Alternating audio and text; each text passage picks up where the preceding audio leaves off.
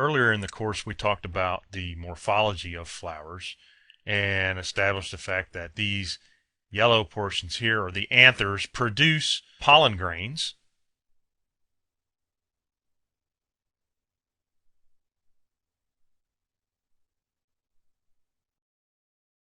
Which are very small, dehydrated, dust-like particles that contain sperm cells.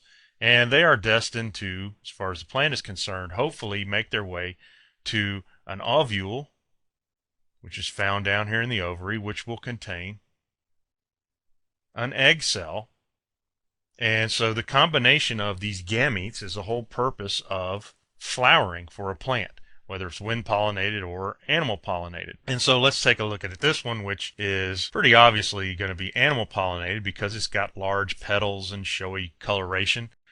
Let's say it's attracted to, maybe a bumblebee comes along, it visits this flower, gets some nectar down here at the base of the petals, and on its way in and out, it encounters the anthers, which, if they're mature, will be open and allow these pollen grains to stick to the legs and bodies of the bee. The bee flies away, lands on another flower of the same species, on a different plant preferably as well, and as it lands, if that plant is lucky, some of these pollen grains end up sticking to the stigma up here.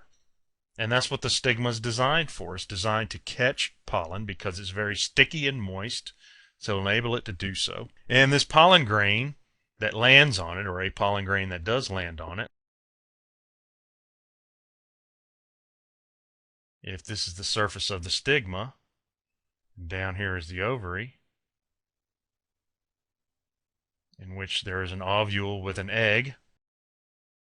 The pollen grain is in a very dehydrated state, and the reason for that is it allows it to be very lightweight so that it doesn't weigh down the bumblebee, or so that it carries far on the wind if it's a wind pollinated plant. So the first thing that happens when it lands on that stigma is it has to uptake water, and it will uptake water through osmosis. Water will just move from this moist tissue into that dry, semi-dehydrated pollen grain, all on its own, with no work necessary, no input necessary from the plant. What happens next is referred to as the fertilization of the flower, in that the sperm cell that is up here in the pollen grain has to somehow make its way down to the egg cell. And it does that relying on one of the cells that's found inside a pollen grain. A pollen grain contains 3 cells. 2 of the cells are sperm cells, which means that they are 1N in ploidy, remember. And it also contains 1 vegetative cell. By vegetative, we mean that it's diploid. It is not a gamete. This vegetative cell is what kicks into gear and starts going to work. And what it does is it grows a hollow tube, and that tube is called the pollen tube.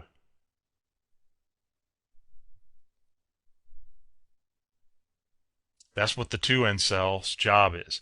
It grows this pollen tube downward through the stigma tissue.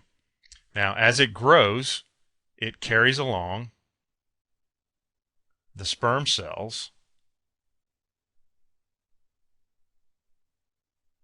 to the egg. And it knows what direction to grow because the egg is putting out chemical signals to it. And basically, if we look at a close-up of this pollen tube, we would have our pollen grain, and this cell would start to grow.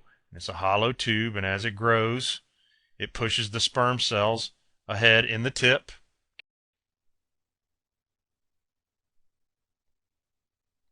And as it continues to grow, it plugs itself off behind itself so that it doesn't have to maintain all of this cytoplasm. It's basically the only living part of this is right here on the very tip. Now, you might say to yourself, where does the energy come from for the growth of this tube? We're talking growing in some cases several inches. Certainly the pollen grain itself, being dust-like and dust-like in size, can't store enough carbohydrate to fuel the growth of this tube. And it's generally thought that the stigma cells themselves are fueling the growth of the pollen tube. Okay, and so we'll say This is fueled by stigma cells. Now, this is also thought to be partially responsible for what they call self-incompatibility.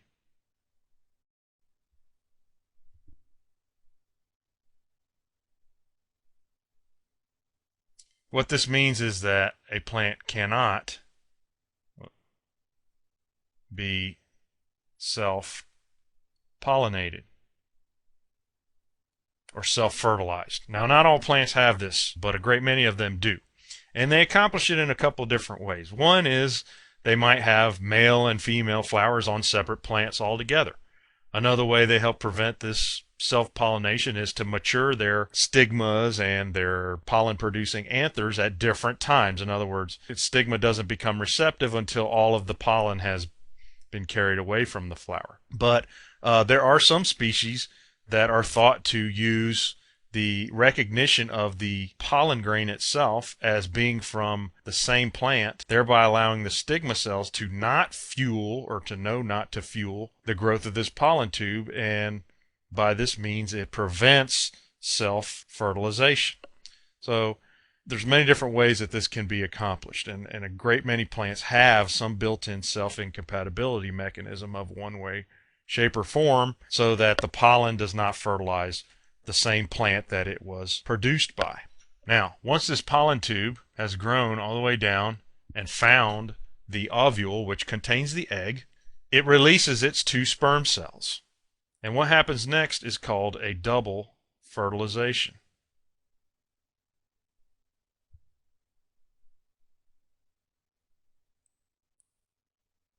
And the reason it's called double is each sperm cell is going to fertilize a different cell.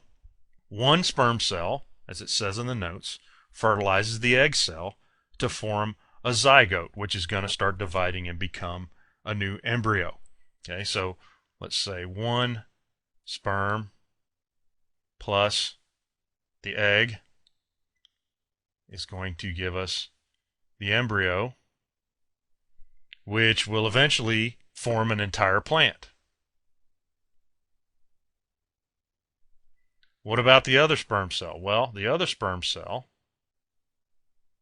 joins with a 2N cell in the ovule to form a tissue called the endosperm.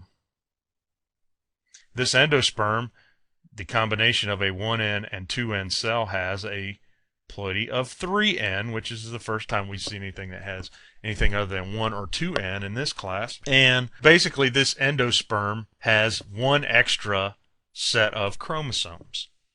This endosperm starts dividing rapidly in some species, and it's destined to become a storage tissue for the developing seed. So we'll say it divides rapidly. It's also 3N, and it becomes a storage tissue. So that's why it's called double fertilization. We've got one fertilization here, and we've got another fertilization here that forms the endosperm. Now, what happens next is seed development. And a mature seed is an ovule that has been fertilized, and it's enclosed in the ovary. Seeds in some species will be surrounded by the developing ovary walls and produce a fruit of some sort. Others will produce what they call naked seed, things like nuts, instead of what we would consider fruits like a cherry, for example. This seed can potentially become a mature plant someday, and to do so, it needs several different components, and that's what we're going to talk about for the rest of this lecture. The different parts of a mature seed, not the fruit at this point, but a mature seed. The seed consists of the following parts. We've got an embryo, and the embryo is the result of the fusion of an egg and a sperm, and it is diploid. Now this embryo is going to develop a root meristem and also a shoot meristem. The rest of the seed is predominantly various types of storage tissues, and in some species, some of these are more developed than others. But there are several basic types of storage tissues found in mature seeds. For starters, we have what are known as cotyledons. Remember monocots and dicots. These are better known as seed leaves. And again, that's just mono as an example, dicots. There are other species that have multiple cotyledons, and some are highly variable. Cotyledons are a storage tissue in a lot of species, and in other species they're very small and relatively insignificant to the seed. But in some species they're well developed and they become fairly large in terms of volume of the seed, and we'll look at a couple of them in a second.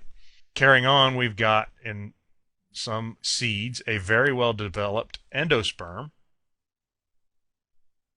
One of the seeds is also happens to be one of the largest seeds in angiosperms, and also has a very, very large endosperm, are coconuts. Corn kernels are predominantly endosperm tissue as well, storing a lot of starch. Endosperm, once again, are triploid tissues. And like I said, in some species it can be quite large, like we'll say corn, for example. Or it might be reduced or very undeveloped in other species. And for example, cucumber has a very small, underdeveloped endosperm in their seed. And then the final component, or the outermost components of the seed, is often one or two seed coverings. And these seed coverings are also referred to as testa. Sometimes they'll have an outer testa only, and sometimes they'll have an outer and an inner testa. Outer testa coverings are usually dry. They're often very hard and sometimes extremely thick as well. Inner testa are typically more membrane-like.